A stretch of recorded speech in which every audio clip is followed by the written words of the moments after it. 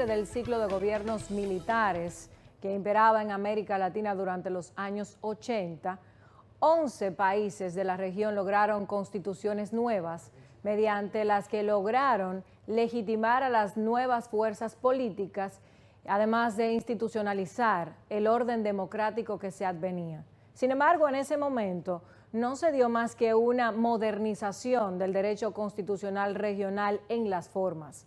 Fue a inicios del siglo XXI cuando se dio un profundo cambio en el constitucionalismo regional latinoamericano, coadyuvado por el proceso electoral que se cerró en el 2006 y que trajo nuevas caras de actores de la izquierda a la política regional.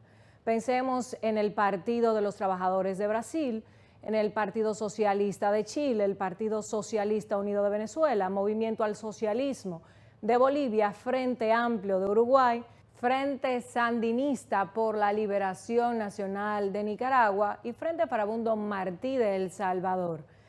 Este nuevo contexto obligó a la derecha regional a incorporar y considerar el tema social en su agenda política. En el 2018, Marta Lagos, en su escrito sobre el fin de la tercera ola de democracias, se refirió a que es un año horrible, parafraseando del latín annus horribilis, porque evidentemente que el remanente de una economía en crisis desde el 2008 ha sido una reconfiguración del mapa electoral de la región, ya sea con un desplazamiento hacia la derecha o con nuevos autoritarismos, tanto de izquierda como de derecha, que han minado la confianza de la gente en la democracia y en sus instituciones. Yo soy Marjorie Félix. A partir de este momento iniciamos Esfera Global. Hoy hablamos sobre constitucionalismo y ciclos electorales en América Latina. Vamos a poner este tema en contexto. Para algunos analistas, el trienio 2017-2019 habrá sido el periodo más convulsionado desde el inicio de la transición a la democracia en la región. No se trata de revoluciones o de grandes acontecimientos sociales, sino de una suma de hechos significativos.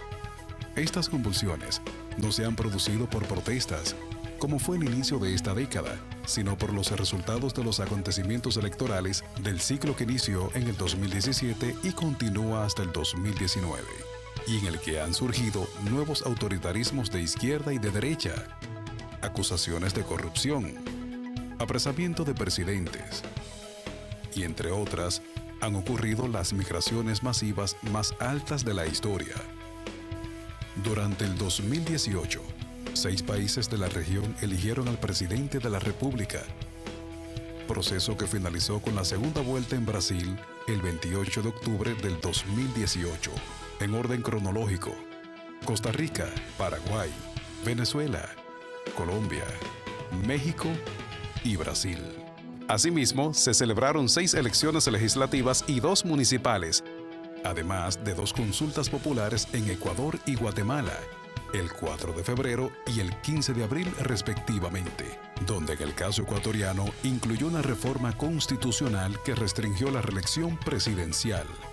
Mientras que Evo Morales, en Bolivia, se encamina hacia una 4ª reelección presidencial en medio de inéditas protestas, gracias a la decisión del Tribunal Constitucional Boliviano que le ha facultado a buscar la reelección como presidente sin límites. Condenada la alternabilidad es un dardo al corazón de la democracia. No solo desde el punto de vista político, estas elecciones y hechos redibujarán el mapa de la región, tan solo con las elecciones en México, Colombia y Brasil, que representan en conjunto 370 millones de habitantes de los aproximadamente 650 millones de habitantes de América Latina, sino también desde el punto de vista del futuro de las democracias, y se producen en un momento crítico, marcando el carácter de los procesos de consolidación de las democracias futuras.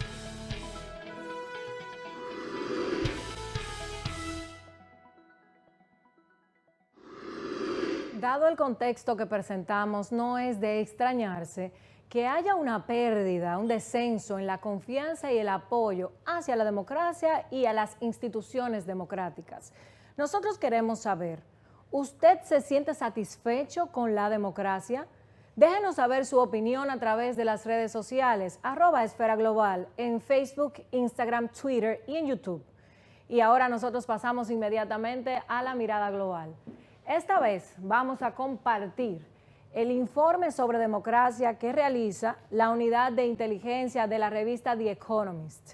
Ellos ya tienen 6 años elaborando este ranking específicamente sobre democracia y clasifican a la democracia como débil, fuerte, democracia completa o regímenes autoritarios. Veamos primero las grandes claves de la democracia según la unidad de inteligencia The Economist.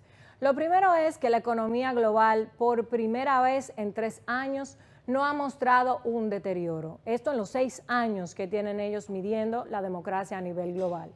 Aunque resulta un poco contradictorio porque nos han compartido que se registra un descenso en la categoría democrática de algunos países de Europa como Italia, Turquía y Rusia. Sin embargo, hablan de Asia como es la que presenta la mayor mejoría en este estudio respecto de cualquier otro continente. Costa Rica, por su parte, en la región latinoamericana, es la única que ha pasado de ser considerada una democracia débil a una democracia completa, como ellos la clasifican. En el caso de Nicaragua, ha pasado a ser de una democracia débil a un régimen autoritario. Vemos además que donde se registra el mayor descenso en Europa es en Italia, que ha perdido 12 puestos en el ranking. 42 países a nivel global de todos los países del mundo han empeorado su categoría democrática, mientras que 48 países han mejorado su categoría democrática. El 47,7% de la población mundial vive en regímenes de libertad, mientras que el 49,3% en el 2017 vivía en regímenes de libertad. Evidentemente que ha habido un descenso. 4,5% de la población mundial vive en completa democracia y 1/3 de la población mundial vive en regímenes autoritarios. Las mejores y peores democracias, según el ranking de The Economist, Noruega es el mejor posicionado, mientras que Corea del Norte es el peor posicionado. Venezuela y Nicaragua entran en la categoría de regímenes autoritarios. En el contexto europeo, Italia desciende 12 puntos, Turquía desciende 10 puntos y Rusia desciende 9 puestos en este ranking. Luego, dentro de las mejores y peores democracias, en el contexto latinoamericano, países que avanzan son Ecuador y Haití. El resto, Armenia, Macedonia y Túnez, fuera de la región latinoamericana. Finalmente, dentro de las grandes democracias del mundo, The Economist clasifica a los 20 países que ocupan las primeras 20 posiciones y de Latinoamérica solamente se encuentra Costa Rica ocupando la posición número 20. Hasta aquí llegamos con la mirada global. Vamos a una breve pausa de comerciales y cuando retornemos veremos lo que dice la gente, hablaremos con nuestro invitado especial y los invitados internacionales que estarán participando hoy de Esfera Global. Regresamos.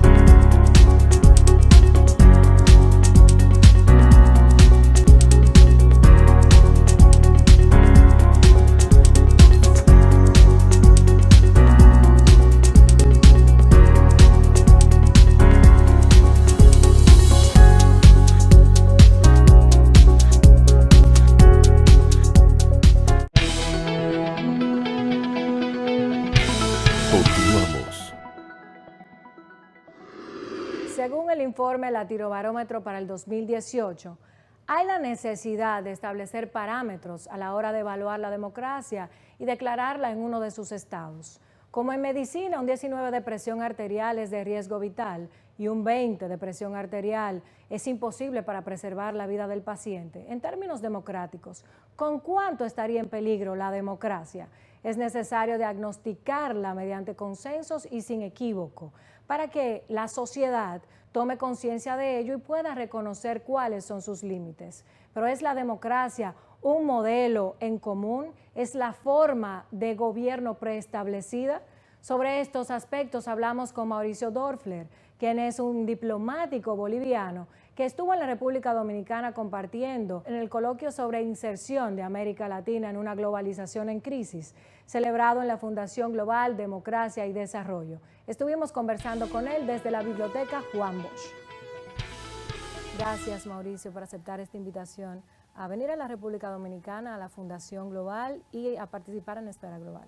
¿Cuándo una democracia está en crisis? La democracia, más que estar en una crisis per se, para no repetir lo que se dice a nivel mundial o generalmente en los medios, la democracia está atravesando por una reconfiguración y está atravesando por un periodo en el cual todos los ciudadanos tenemos la posibilidad de participar en esa reconfiguración. Se supone que la democracia debería, por esta descripción, adaptarse al tipo de sociedad en la que se vive, en la que se experimenta. La democracia es una experiencia, Yo ¿no? creo, Mayor, que eso es el único camino que tenemos. Evidentemente hay unos estándares, estoy de acuerdo, hay unos mínimos comunes que sí son necesarios, el respeto a la legalidad, el respeto a los derechos humanos de las personas, todos los derechos, el respeto a la madre tierra o a la naturaleza en términos de desarrollo. Son derechos mínimos, evidentemente, sobre los cuales se basa la construcción de un sistema político. Hablando de calidad, entonces, de la democracia, para no hablar de crisis, ¿cómo se ve el panorama regional? Yo creo que la democracia en América está readaptándose, reconstituyéndose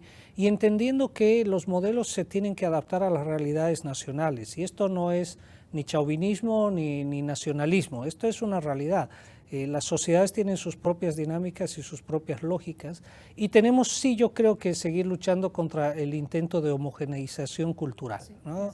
Ese es el mayor desafío. Yo creo que la democracia está en jaque o está en riesgo por la cultura, pero no por la cultura que tenemos al interior de nuestros países, sino por esta lógica de querer imponer un modelo único donde parecería que ejercer tu derecho ciudadano es entrar a un centro comercial donde está todo más o menos estandarizado. Yo creo que América Latina en general también está asociada, sí, a las dinámicas internacionales, especialmente en el ámbito económico. América Latina es una región altamente sensible por su vocación productiva a las dinámicas externas y la crisis del 2008, si bien no impactó directamente porque nosotros vivimos más bien un boom de las commodities, sí a partir del año 2014 donde se viene a mover un escenario de recesión. Son efectos tardíos. Son efectos tardíos y además con la bajada de los precios internacionales de nuestros principales productos de exportación, se empiezan a generar una sucesión de frustraciones en términos de lo que se había ofrecido, es decir, esta inmediatez de la respuesta, ¿no? Se suponía que si América Latina se había beneficiado con un ciclo económico muy positivo, tenían que darse una serie de cambios casi de manera automática e inmediata y nunca nos pusimos a pensar que la institucionalidad que se había creado para administrar nuestros ciclos de pobreza no era necesariamente la institucionalidad que podía responder a un Estado con un mayor grado de intervención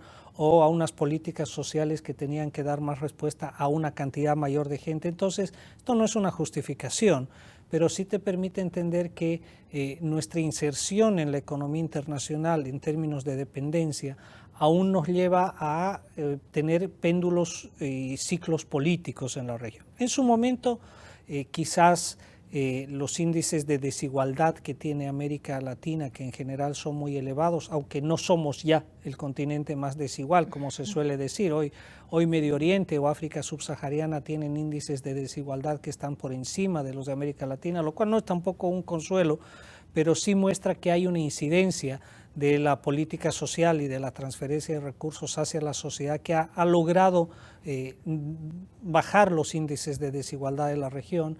También nos damos cuenta que América Latina ha mejorado en muchos aspectos desde el punto de vista de la lucha contra la pobreza, pero sí hay unos déficits enormes que han conducido a un cambio de ciclo nuevamente, ¿no? Así como tuvimos un ciclo progresista, un ciclo como se han denominado gobiernos de izquierda. Ahora vamos hacia una nueva lectura de la sociedad, porque creo que eso es lo importante, Marjorie, darnos cuenta de que la política es el reflejo de lo que nuestras sociedades son. Los autoritarismos son el resultado de una mutación, de una transformación de la democracia, ya no a través de los clásicos golpes de Estado mediante la fuerza militar, sino a través de la personalización de los presidencialismos que soslayan la autonomía de las instituciones del Estado. Nosotros hablamos sobre el caso de Bolivia, que es muy interesante, con Mauricio Dorfler, desde la Fundación Global Democracia y Desarrollo. Hablando un poco de esa característica propia de la democracia de cada país, entremos un poco, detengámonos, que es creo que tu dominio por ser boliviano. ¿Cómo se ve el panorama en Bolivia? Se habló mucho de la situación política, de si se reelige el presidente Evo Morales, si hay un referéndum, si no lo hay, cuál es el ambiente, cómo se vive ese proceso en Bolivia. Mira, yo creo que la historia boliviana, y ahí sí podemos hablar de un caso específico, la democracia boliviana a lo largo de los años que ha tenido la oportunidad de reponerse desde el año 1982, ha tenido momentos históricos diferentes. Nosotros vivimos lo que se llama en Bolivia entre el año 82 y el año 2005 un modelo de democracia pactada. ¿Qué quería decir la democracia pactada? Que no había la capacidad de un partido político, de un liderazgo, de superar la barrera del 50% de la preferencia electoral y administrar el Estado desde una posición mayoritaria que le permita implementar un programa de gobierno que sea independiente del resto de las fuerzas políticas. La democracia pactada supuso una necesidad ante la falta de una mayoría clara de pactar entre distintos actores políticos y darle gobernabilidad a la democracia. Eso obviamente se transformó en un determinado momento por un desgaste casi que natural, ya no tanto en una visión institucional, sino en una visión coyuntural de un reparto específico de espacios de poder, ¿no? Entonces, eso fue deteriorando a la credibilidad de ese modelo de democracia pactada. Tuvimos momentos en los cuales no necesariamente el candidato más votado era el que ejercía la representación del gobierno, y esto obviamente generó como un efecto no deseado, porque nadie piensa que alguien entra a la política para corromperse, pero generó un efecto de la repartija de espacios de poder, inevitablemente actos de corrupción que son y serán investigados siempre por la justicia, y será la justicia la que determine, pero esto es indudable, y nació en la gente una sensación de que esta democracia o ese modelo de democracia ya no tenía más para dónde seguir adelante, y en el año 2005, a fines del 2005, se da una elección donde el presidente Evo Morales es electo, y esto sí supuso un cambio profundo en Bolivia, supuso un cambio profundo en todos los aspectos, desde los aspectos mínimos de las condiciones del ejercicio del poder, porque como te decía, nadie había logrado obtener una mayoría realmente de una magnitud que le permita gobernar por sí mismo. Y eso creo que es un elemento fundacional muy importante de analizar, porque el presidente Morales en las sucesivas elecciones que se presentó y volvió a ganar, siempre logró una concentración de apoyo superior a todos los que ha tenido la historia republicana de Bolivia. Es decir, no nos estamos engañando en decir que este es un movimiento que logró captar el consenso de la gente en términos de su respaldo. Ahora, hemos tenido momentos difíciles en Bolivia. El año 2008 se intentó prácticamente derrocar al presidente Morales a través de un intento de un grupo político por violar incluso la integridad territorial del país y ponerla en jaque. Pero ahí obviamente se impuso desde la perspectiva democrática el orden, y se impuso un modelo en el cual volvimos a retomar la senda que era lo necesario, que era vamos a dirimir nuestras diferencias en las elecciones, no las vamos a dirimir a través de la violencia. Y evidentemente el presidente Morales ha transformado Bolivia en términos de la inclusión social, las políticas de redistribución, una participación del Estado mucho mayor en la economía, Obviamente hay un desgaste natural en todo proceso de gestión de gobierno, eso creo que es inevitable. Este último intento, ¿cómo lo vio el pueblo? Mira, yo creo que ahí hubo un momento de que el gobierno llevó una iniciativa para consultarle a la gente qué pensaba sobre la reforma de un artículo de la Constitución, que es el artículo 168, se hizo un referéndum, nos enfrentamos a los resultados de un referéndum, pero que el Tribunal Constitucional Boliviano, a partir de una iniciativa abstracta que presentó algunos diputados del gobierno, interpretó que a nivel del sistema interamericano, en el Pacto de San José existe el artículo 23 donde se otorgan derechos humanos que hacen a la participación política y al derecho a ser elegido y a elegir. Obviamente esto... No hay una sumisión a un orden interno porque... hay una supremacía de los tratados, pero el orden interno establece cuándo se puede, cuándo está habilitada la posibilidad de una reelección. Sí, de hecho, América Latina completo había repudiado la reelección para perpetuarse en el poder a través del mecanismo de la reforma constitucional. Pero la propia Constitución boliviana establece que frente a la, digamos, a la supuesta violación de un derecho humano que esté consagrado en un instrumento internacional, tendrá preeminencia ese tipo de interpretación. ¿Dónde estaría la violación al derecho humano en este Bueno, caso? la interpretación del Tribunal Constitucional Boliviano fue que hay un derecho que tiene un ciudadano boliviano a ser elegido sin tener un límite en esas elecciones. Y creo que está Bolivia en un momento en el que se va a dirimir esto donde debe ser, que es en las elecciones. Gracias por haber aceptado esta invitación a participar en Esfera Global y esperamos tenerte próximamente. Muchas gracias a ti. Continuamos con el programa. Las últimas décadas han sido difíciles para las economías latinoamericanas y eso indudablemente se ha venido reflejando en el ciclo electoral que viene en curso y que culmina en el 2019. Hay un descenso en la confianza y en el apoyo hacia la democracia de un 44% a un 24% en el 2018. Casi nadie está conforme absolutamente con la democracia. Solo 3 países se acercan a esta cifra. Son Chile, Uruguay y Costa Rica, con un 47, 45 y 42%. En Brasil, solo el 9% está conforme con la democracia y en Nicaragua ha sido la caída más abrupta. Pasamos de un 52% en el 2017 a un mínimo 20% en el 2018, mientras que en Venezuela solo el 12% está satisfecho con la democracia. Sobre crisis democrática y otros temas hablamos con Sergio Fausto, quien es ejecutivo de la Fundación F.H. Cardoso de Brasil, politólogo que se ha dado cita en el coloquio sobre inserción de América Latina en una globalización en crisis en la Fundación Global Democracia y Desarrollo. Gracias por estar en Esfera Global. Gracias por la bienvenido invitación. a la República Dominicana. Encantado. Te vamos a aprovechar un poquito más. Vamos a hablar sobre gobernabilidad democrática, además. Pensando un poco en América Latina, ¿cuáles son las contradicciones económicas y políticas que predominan en la región? Bueno, las contradicciones económicas que predominan en la región es que la región todavía tiene un nivel de pobreza y de desigualdad social que son niveles muy significativos y que no corresponden a las expectativas de las personas. Y esto es un producto de la democracia, el proceso de democratización de las sociedades latinoamericanas. Es decir, que las sociedades latinoamericanas no aceptan más como si fuera una cosa natural que haya tanta pobreza y tanta desigualdad.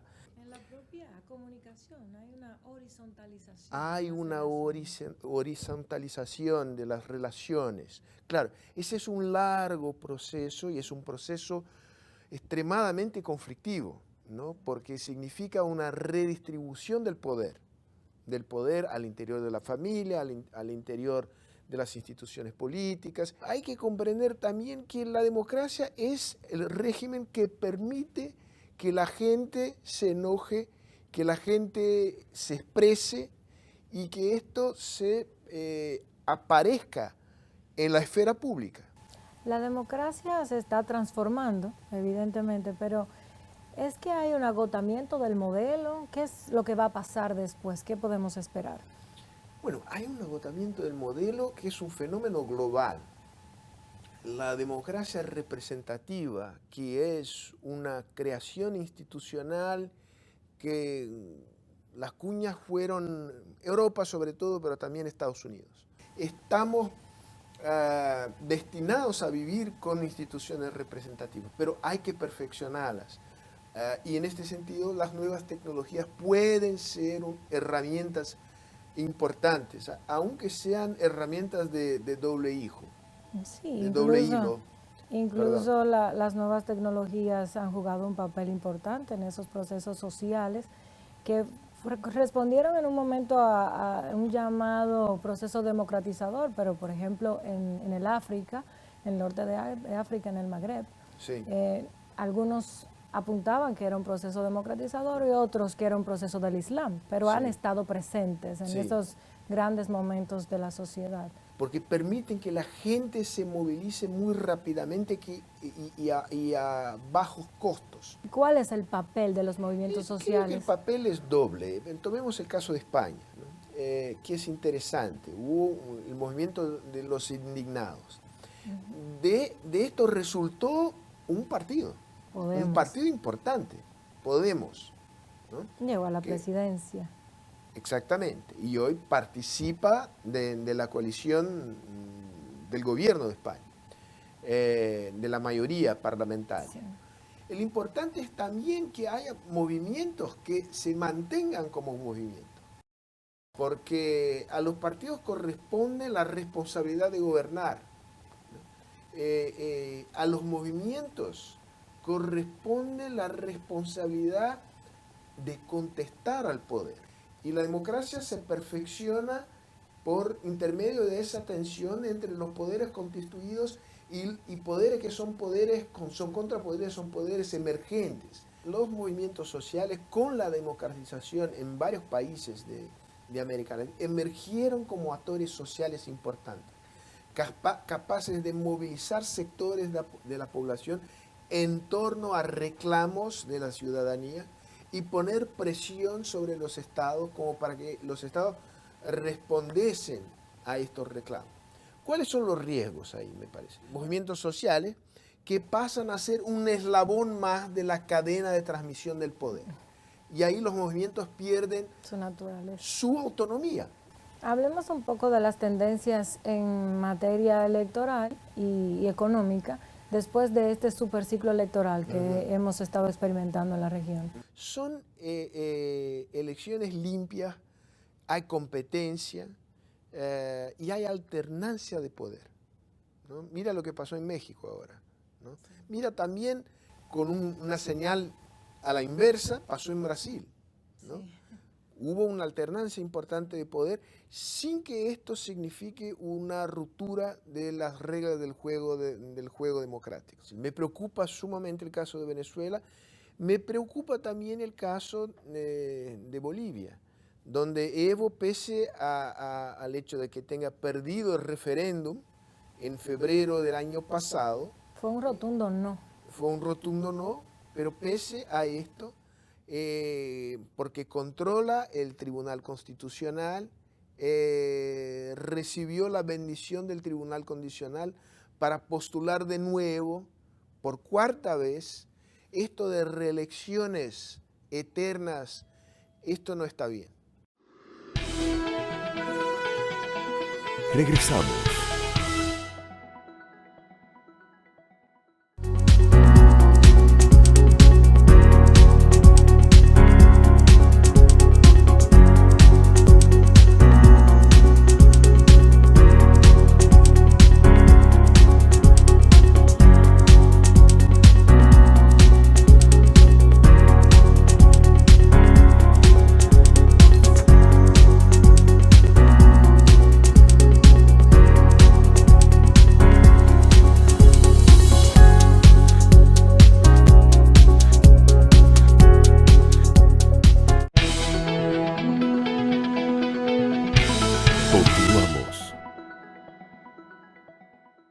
El tema de hoy es constitucionalismo y ciclos electorales en América Latina. Antes de la pausa estuvimos conversando sobre crisis democrática en nuestra región. Ahora retomamos la segunda parte de la entrevista con Sergio Fausto, ejecutivo del Instituto F.H. Cardoso, que se encontró en la República Dominicana en el coloquio realizado por la Fundación Global Democracia y Desarrollo. En esta parte vamos a profundizar sobre los particularismos del estado de la política en algunos países, como Venezuela, Nicaragua, Brasil, Bolivia, México y la República Dominicana. Más bien el argumento tiene la facilidad de interpretarse en el caso contrario. Perpetuarse en el poder indefinidamente lesiona el derecho a otros ciudadanos a optar por el cargo. Perfecto. O sea que sí, ese es un gran pendiente porque sí, muchos países latinoamericanos se pueden ver en el espejo de Bolivia. Sí, exactamente. Bueno, acá también sí, de hecho. Estoy enterado que hay un tema que está medio que puesto sobre la mesa. Ya hubo un cambio de la Constitución. Quizás, esto pasó en Brasil también. Yo creo que un solo mandato quizás no sea el tiempo suficiente para que uno haga las transformaciones que se requieren en América Latina. Es necesario más tiempo. Bueno, está bien, el sistema americano. Sí. 2 mandatos de 4 años y después, quizás yo creo que lo mejor, es un tema controversial, que uno pueda disputar 2 veces y después no más. Así es, y de hecho en la República Dominicana es tal cual, sí, 2 veces, y ahora queremos cambiar la fórmula, sí, para quitar el nunca jamás o sí, la imposibilidad. El caso de Venezuela, que lo has mencionado, también llama muchísimo la atención. ¿Cómo puede interpretarse la Carta como un instrumento golpista, quizás? ¿Cuál es tu valoración? ¿O se reconoce la legitimidad de autoproclamarse presidente a pesar de que hay una situación de ingobernabilidad que se reconoce? Hay una incapacidad del gobierno para poder administrar la situación interna de Venezuela. Según tu opinión, ¿cuál es la lectura que podemos darle a ese acontecimiento en particular? Y lo que más me preocupa en Venezuela es que Venezuela se torne el palco de una disputa geopolítica que va mucho más allá de la región. Y nosotros tenemos experiencia, los dominicanos, los brasileños, los argentinos, cuando los gigantes se ponen a pelear entre ellos y nos pisotean acá, las víctimas somos nosotros. Sí, los efectos colaterales son brutales y son de larguísimo plazo, ¿no? Entonces, a mí me parece que lo más importante, está bien que Europa, Estados Unidos van a jugar, así como China y Rusia van a jugar, porque tienen peso, tienen poder en el tablero internacional y tienen intereses en Venezuela. Pero deberían jugar un papel de segundo nivel, ¿no? El protagonismo deben tener los países de la región. En el caso de Brasil, que nos atraía especialmente por las intervenciones que has tenido, ¿qué se puede esperar con la llegada de la extrema derecha a Brasil? Tenemos un gobierno en Brasil que es un gobierno raro, es una mezcla rara, porque sí, hay la extrema derecha. Y el presidente es un político, basta con mirar su trayectoria y sus discursos a lo largo del tiempo, es un político de extrema derecha. Además militar. Ex-militar. Hay mucha tensión al interior del gobierno. Yo diría, para decirlo de una manera simple, entre una derecha que es una derecha racional, convencional, que está conforme las reglas del juego, que está totalmente conciliada con el régimen democrático, y una otra derecha que es una derecha extremada, trumpista, radical y con un alma muy, muy autoritaria. ¿Y qué pueden esperar los países, las economías que se relacionan comercialmente con Brasil en este contexto? Creo que puede esperar una política externa que camine en los rieles tradicionales de la política brasileña, porque esta es la política del Estado brasileño y los militares la tienen bien clarito. Finalmente, y creo que de manera breve, ¿hay esperanza para el futuro democrático, político, económico de América Latina? A esperanza hay que tener paciencia histórica, porque esos son procesos largos. Fácil decir para un tipo que está de traje, saco y corbata, que evidentemente no tiene problemas para ganar su vida. El tema es que para la gente hay urgencias, ¿no? Y entonces lo que creo es importante es que los líderes políticos en América Latina tengan el sentido de la historia. Y el sentido de la historia es que no se pueden manejar sociedades complejas y abiertas como ya son las sociedades latinoamericanas con regímenes autoritarios. Con esta reflexión final, te agradecemos, Sergio, tu disponibilidad para conversar a través de Esfera Global con todo el pueblo dominicano. Y nosotros vamos a continuar con el programa. Regresamos.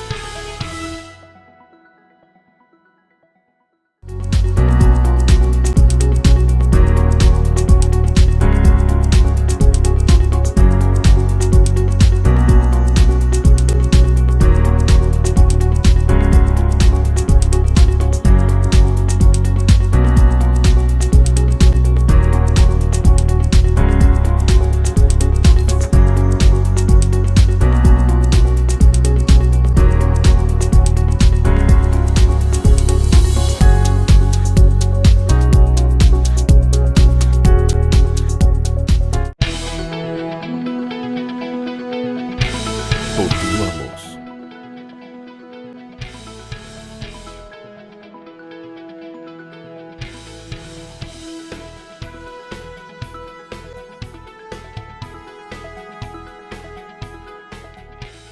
Sí, más o menos. Bueno, depende, la democracia, nuestro país vive en un sistema democrático, aunque con su diferencia. La democracia, claro. Por un lado sí, pero por otro no. Sí. Jamás. Sí. Regularmente. No del todo.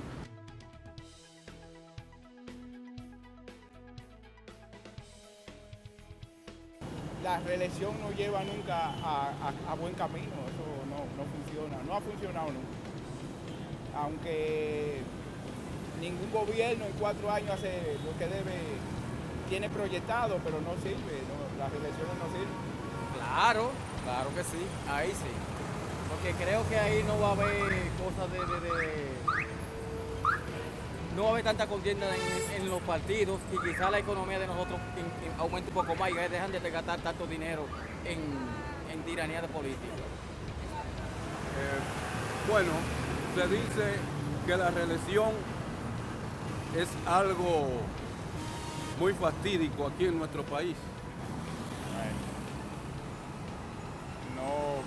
No quisiera. Sería bueno que uno venga a otra administración al país. No estoy de acuerdo con eso, porque ya se han hecho muchas modificaciones a la Constitución y muy de seguido, ¿entiendes? Entonces, eso yo entiendo que es para beneficio político, más que para bien común, ¿entiendes? Tal vez el país cambie. No.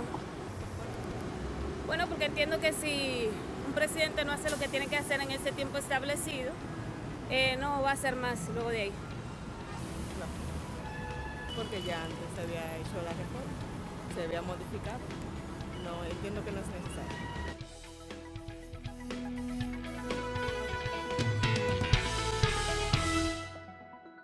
Hoy conversamos en Esfera Global sobre constitucionalismo y ciclos electorales en América Latina.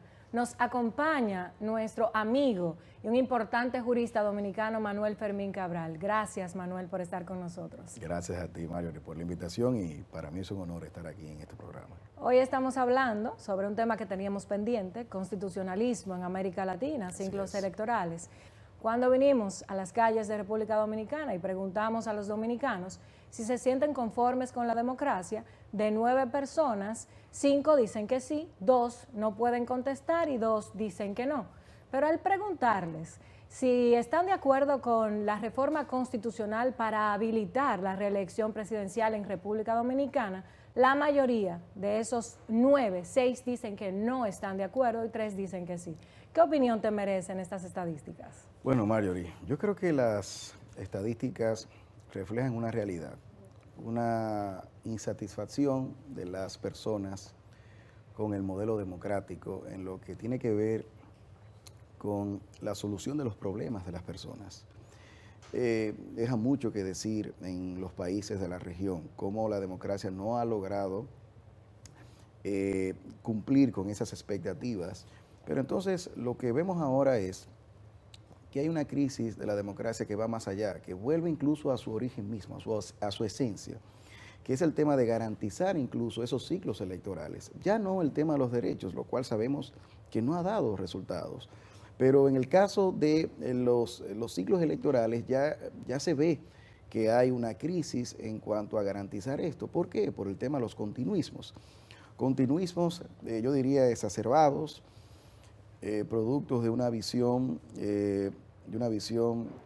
desviada de lo que es el sistema presidencial, que ha degenerado en algunos, una opinión ya muy socorrida, en un presidencialismo. Cuando el presidente, como figura institucional, adquiere poderes que son inimaginables, pero que en países como este, pues obviamente que sí, que se da muchísimo. Cosas que son fundamentales para entender lo que es un modelo democrático republicano también. Es decir, donde haya alternancia en el poder, pero también donde los límites a los mandatos presidenciales estén suficientemente claros. Entonces vemos cómo se utilizan incluso instituciones de la misma democracia, como por ejemplo es el juicio político, para en el caso de Brasil, por ejemplo, acabar con un periodo electoral que democráticamente elegido, el caso de la presidenta Rousseff, pero en definitiva sí, la democracia está en crisis, no ya en lo que es la satisfacción de esas expectativas sociales que de la democracia se demandan, sino también incluso desde su esencia, que es garantizar que los ciclos electorales se desarrollen sin problemas, sin mayores obstáculos. En tu intervención, Manuel, evidencias esa influencia de los ciclos electorales sobre el constitucionalismo. Así es. Nos gustaría que, porque es un término que la gente va a escuchar, saber qué es neoconstitucionalismo. Además de esa misma intervención, aclarar si es posible, si es natural, si es jurídicamente lógico defender ese derecho a repostularse indefinidamente, como en el caso de Bolivia, que su Tribunal Constitucional le concedió esa facultad al presidente Evo Morales, defenderse con el artículo 23 de la Convención Interamericana para habilitar una reelección indefinida, es anteponer derechos políticos sobre los límites que reconoce el orden interno.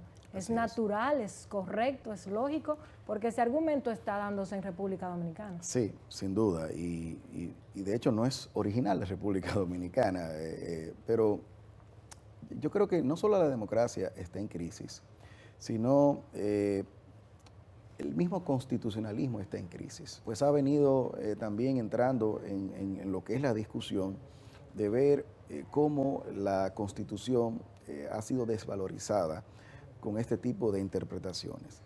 En el caso de Bolivia, que también es una reproducción de otros casos, que por ejemplo el caso de Costa Rica, que se inició esta interpretación, el caso de Nicaragua también, que han alterado lo que es, insisto, las instituciones que se supone dan soporte a la democracia, también se utilizan para manipular la misma democracia. Ya son considerados regímenes autoritarios. Exactamente. Y esto último, por ejemplo, en la obra de Cómo mueren las democracias, de los profesores Levitsky y Ziblatt, dos académicos de Harvard que han hecho un estudio formidable para interpretar cómo, utilizando los modelos latinoamericanos sobre todo, cómo puede esto llevar a considerarse en crisis o en un grave riesgo la democracia norteamericana a propósito del fenómeno del presidente Trump.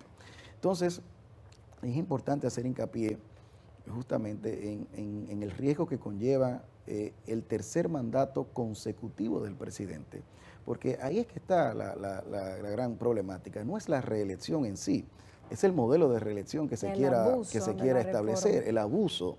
Y por eso yo de hecho no creo siquiera en un poder de reforma ilimitado. Yo creo que hasta la misma reforma constitucional, como está establecida en el texto constitucional, no puede ir más allá de lo que son los 2 mandatos consecutivos, porque de lo contrario estaremos hablando de una monarquía, no de una república. En la república la característica principal es la limitación de los mandatos. Y es algo esto, y siempre destaco, que la Corte Constitucional de Colombia, a propósito del caso del presidente Uribe, que tenía un altísimo porcentaje de aceptación y de incluso tener un referéndum a su favor, contrario a lo del caso del presidente Morales, que tenía un referéndum en contra, la Corte Constitucional, mediante la decisión 141-2010, estableció que era imposible, bajo un modelo republicano y democrático, que un presidente pudiera optar por un tercer mandato consecutivo.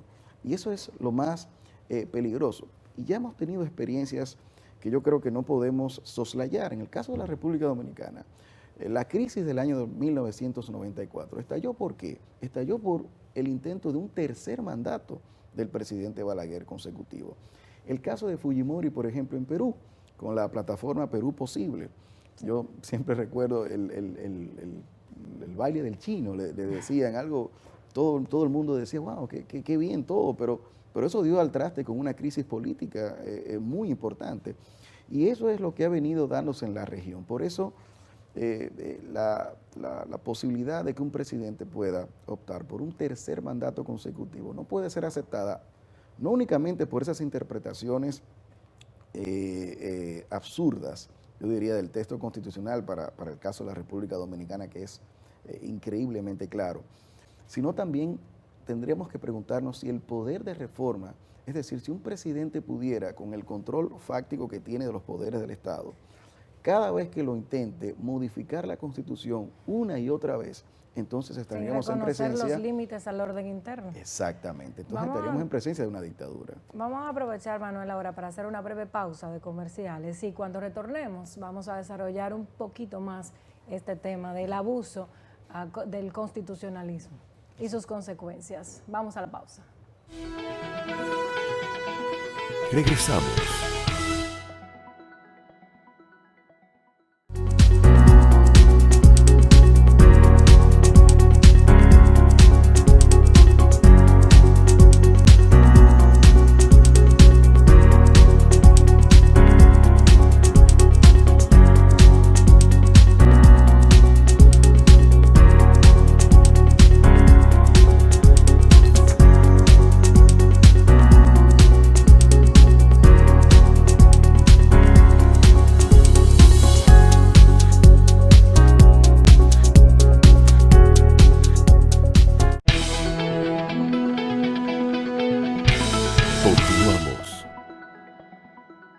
Continuamos conversando sobre constitucionalismo y ciclos electorales en América Latina.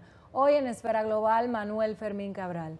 Manuel, antes de la pausa hablamos de crisis del constitucionalismo, hablamos del abuso en la reforma constitucional.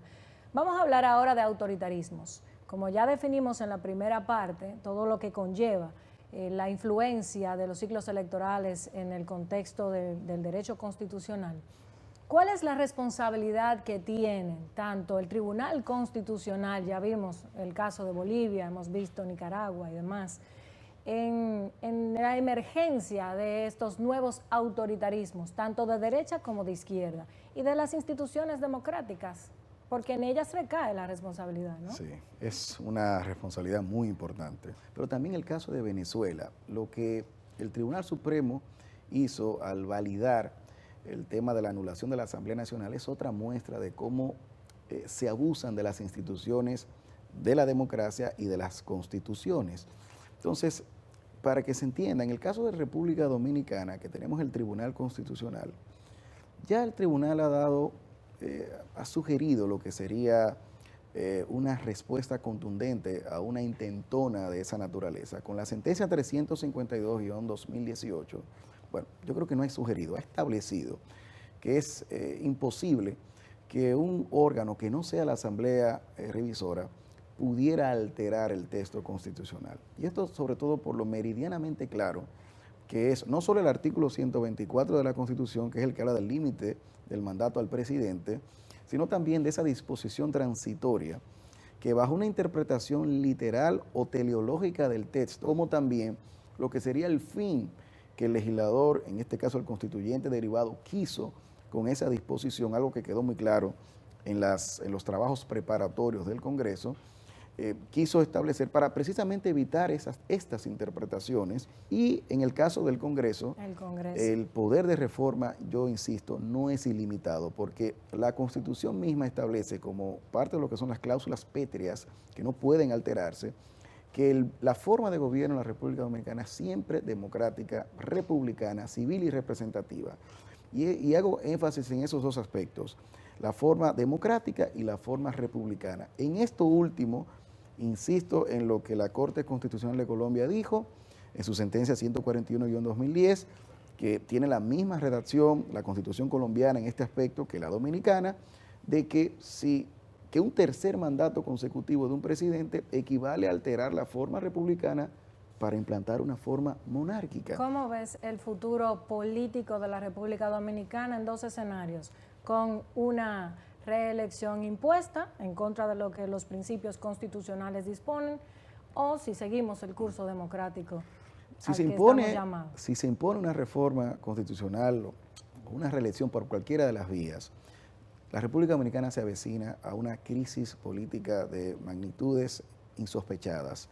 Lo mismo que aconteció en Venezuela, que dio pie a esto, que es lo que destacan precisamente estos académicos en esta obra que he citado, Cómo las democracias mueren, porque cuando el presidente Caldera tiene que salir de su partido, porque dentro de su partido no lo dejan ser candidato otra vez, entonces eso genera la crisis en los partidos políticos, que es lo más importante en una democracia.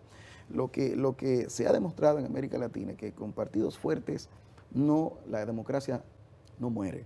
En el caso de que los partidos sufran esa crisis, obviamente que eso puede atentar directamente a la democracia, porque son los partidos los llamados a canalizar precisamente lo que son los deseos, los designios del pueblo. De forma que deben preservarse los partidos para que la democracia también pueda preservarse. Si eso fracasa, pues entonces la democracia estaría en peligro en la República Dominicana. Manuel, nos quedamos ya en la parte final con la necesidad de una democracia que pase de lo conceptual a dar una respuesta clara desde la economía y reivindique a la clase política con la sociedad, unos controles que están en manos de las instituciones de la democracia para poder hacer prevalecer la seguridad democrática, tanto a nivel global como en la República Dominicana, ante el riesgo de tener una crisis de gobernabilidad desastrosa, como ya hemos visto en la región. Gracias por tu participación. Aprovechamos para despedir el programa y pasar a las conclusiones.